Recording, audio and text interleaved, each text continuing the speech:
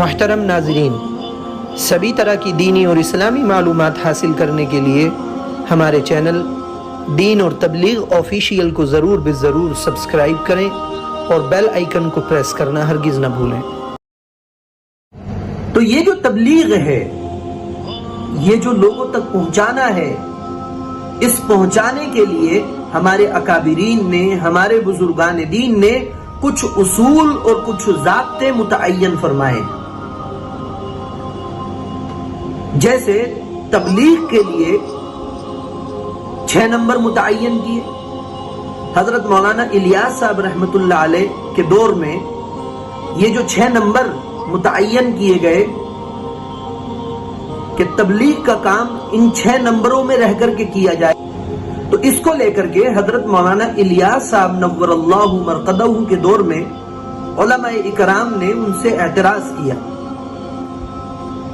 اور ان سے یہ سوال کیا کہ حضرت، شریعت اسلامیہ کا مکمل حصہ تو ان 6 نمبر میں نہیں آ گیا۔ اس وقت کے علماء نے حضرت سے یہ سوال کیا، یہ اعتراض کیا کہ پوری شریعت اسلامیہ ان 6 نمبروں میں نہیں آئی حضرت۔ تو حضرت مولانا الیاس صاحب رحمت اللہ علیہ نے بڑا ہی خوبصورت اور بڑا ہی پیارا جواب اس وقت کے ان علماء کو دیا تھا، کاش کہ ہم اس کو سمجھتے۔ حضرت مولانا الیاس صاحب رحمت اللہ علیہ نے فرمایا کہ آپ کی بات، آپ کا سوال اور آپ کا اعتراض بالکل برحق ہے۔ ان 6 نمبروں میں پوری شریعت اسلامیہ نہیں آئی۔ میرے بھائی، یہ جو 6 نمبر ہیں، یہ میرے کام کا آغاز ہے، میرے کام کی بسم اللہ ہے۔ یہ میرے کام کی بسم اللہ ہے۔ جیسے جیسے کام آگے بڑھتا جائے گا، ویسے ویسے اس کو سیکھنے والے بھی اپنے آپ کو آگے بڑھاتے چلے جائیں گے۔ ان کا جواب یہ بہت ہی شاندار تھا۔ یہ بات سمجھ میں آتی ہے کہ دیکھیے، کوئی بچہ جب مدرسے میں پڑھنے کے لیے جاتا ہے، یا کوئی اسٹوڈنٹ جب اسکول میں پڑھنے کے لیے جاتا ہے، تو اس کو فوراً ہی انجینئرنگ کی ڈگری میں نہیں بٹھا دیتے، فوراً ہی اس کو ڈاکٹر بنانے کے لیے نہیں کلاسیں دینی شروع کر دیتے، یا فوراً جاتے ہی طالب علم کو مدرسے میں قرآن کریم پڑھنے کے لیے نہیں دے دیتے، بلکہ پہلے اس کو بسم اللہ شروع کراتے ہیں، اس کو تعوذ اور تسمیہ سکھاتے ہیں۔ اسی طرح سے اسکول، کالجز اور یونیورسٹیز میں جو اس کو آنے کے جو شروعاتی مراحل ہیں، ان سے اس کو آشنا کرایا جاتا ہے، اور وہ ساری چیزیں اس کو سکھائی جاتی ہیں۔ تب یہ بچہ ایبل ہو جاتا ہے ان تمام چیزوں کے لیے، تو پھر اس کو جو اصل مقصد ہے اس کی طرف لایا جاتا ہے۔ تو یہی مطلب تھا حضرت مولانا الیاس صاحب رحمت اللہ علیہ کے جواب کا کہ بھائی، یہ اس میں پوری شریعت ان 6 نمبروں میں نہیں آئی ہے، بلکہ یہ میرے کام کی بسم اللہ ہے۔ جیسے جیسے لوگ اس کو سیکھتے جائیں گے، ویسے ویسے وہ آگے بڑھتے چلے جائیں گے، اور جو اصل مقصد ہے وہاں تک وہ پہنچ پائیں گے۔ لیکن حسرت اور افسوس تو آج اس بات کا ہوتا ہے کہ ہم اسی بسم اللہ میں اٹک کر کے رہ گئے۔ آج ہم لوگ صرف فضائل پر ہی، صرف اور صرف فضائل پر ہی اکتفا کیے بیٹھے ہیں، مسائل کو سیکھنے کی ضرورت ہی محسوس نہیں کرتے۔ جبکہ فضائل کی حیثیت انسان کی زندگی میں ایسے ہے جیسا کہ زمین کو تیار کر دیا جائے۔ آپ نے کسان کو دیکھا ہوگا کہ جب اس کو فصل لگانی ہوتی ہے تو فصل لگانے کے لیے وہ پہلے زمین کی جتائی کرتا ہے، پھر اس پر جو ڈھیلے وغیرہ ہوتے ہیں ان کو پھوڑتا ہے، اور ایک طرح سے بالکل فصل کے لیے زمین کو تیار کر دیتا ہے۔ جب زمین تیار ہو جاتی ہے، پھر اس میں بیج ڈالا جاتا ہے۔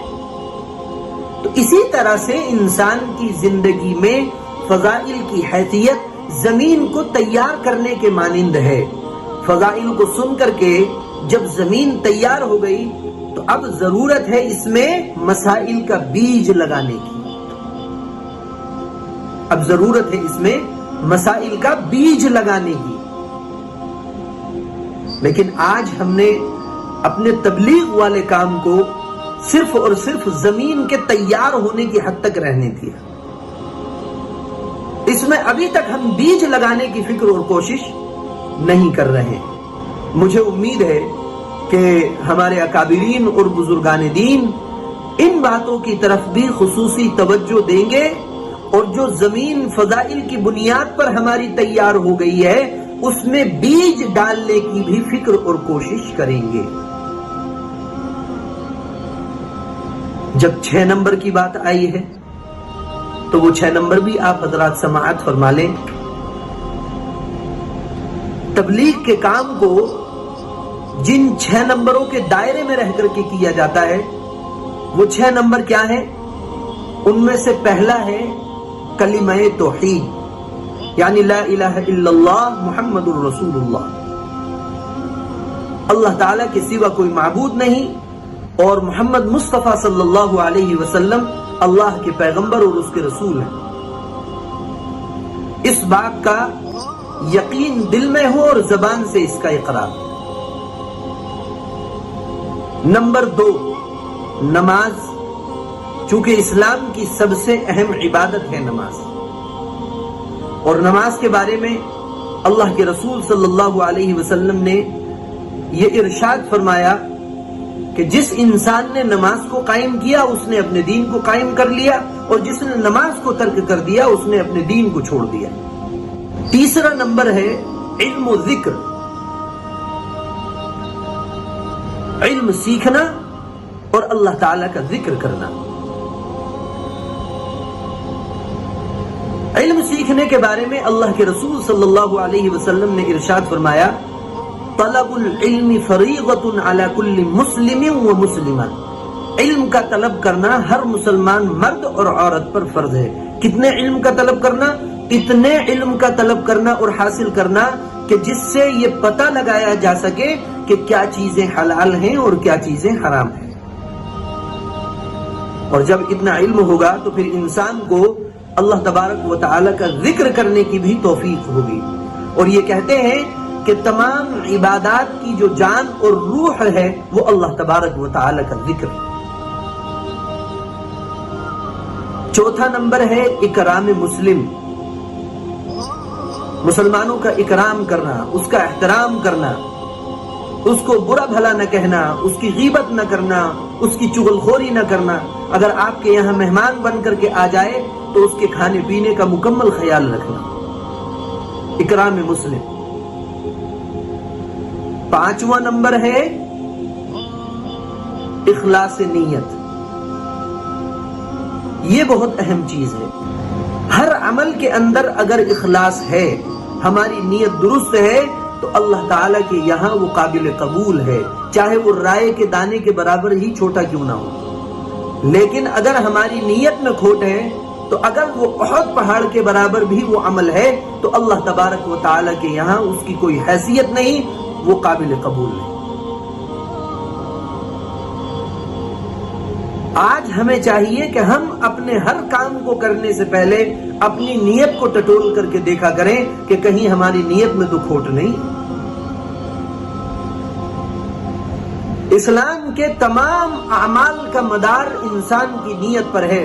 اگر آپ کی نیت درست ہے تو آپ کے تمام کام عبادت بن جائیں گے، اور اگر آپ کی نیت میں کسی بھی طرح کا کھوٹ آ گیا تو جو کام عبادت والے ہیں وہ بھی، ان پر بھی آپ کو کوئی اجر و ثواب اللہ تبارک و تعالیٰ کے یہاں ملنے والا نہیں۔ تو اس لیے ہر کام کو کرنے سے پہلے اپنی نیت خالص کر لیا کریں اور اللہ کو راضی اور خوش کرنے کی نیت رکھا کریں۔